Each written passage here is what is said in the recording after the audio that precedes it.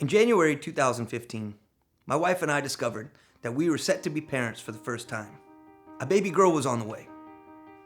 As a teacher, I've spent much of my professional life thinking about the world we live in and are preparing to hand off to the next generation. But now, as a soon-to-be father, I started to look for ways to move beyond my previous commitments and improve the world that my daughter will inherit. I've been thinking about our political system, our economic system, our justice system, and how they shape our daily reality. And what is that daily reality? It is one of growing inequality. It is one characterized by a population that consumes more than it needs and wastes more than it has to. It is one run by a government that on some issues goes too far, while on others does not go far enough. At the heart of all of this is a malfunctioning Congress. It is one body that presents as though it has two competing ideologies, though in fact, they both put corporate interests before the American people. I'm running for Congress because I want to do my part to change that. I want my daughter to inherit a world that is better and fairer than the one we currently occupy.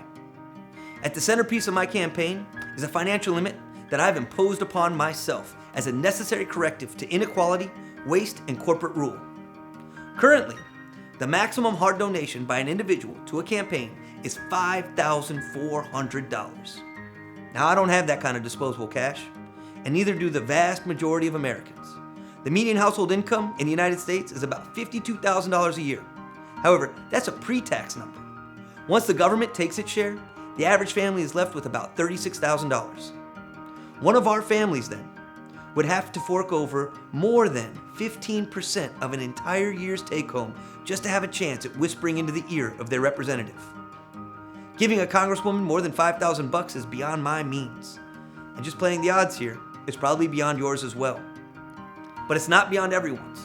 There are some people and many corporations for whom $5,400 is a rounding error rather than seed money for a mortgage or a child's college fund. And they are the ones who buy our Congress. The most money I will accept from any individual or group is $540 because I believe in a democracy of the people, by the people, and for the people.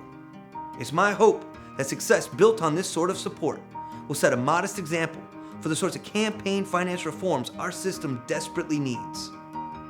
Look, our economy, our political system is a runaway train. The engine has disconnected itself from the great line of cars that used to pull forward in unison. The average citizen has been left behind, while the wealthiest 0.01% sprint off into the horizon, taking Congress with them as a means of protecting their disproportionate share of our national wealth. I want to stop that. I want to rehitch the engine so that we all move forward together again. I refuse to accept a tomorrow in which my daughter or anyone else's child is left behind. The first step in that process is to wrestle Congress away from those who have hijacked it so that it again works in the interests of the average citizen. Let's fix our system. Let's take back our Congress. My name is Preston Picus, and I'm running for the United States House of Representatives. Let's get in a fight with corruption.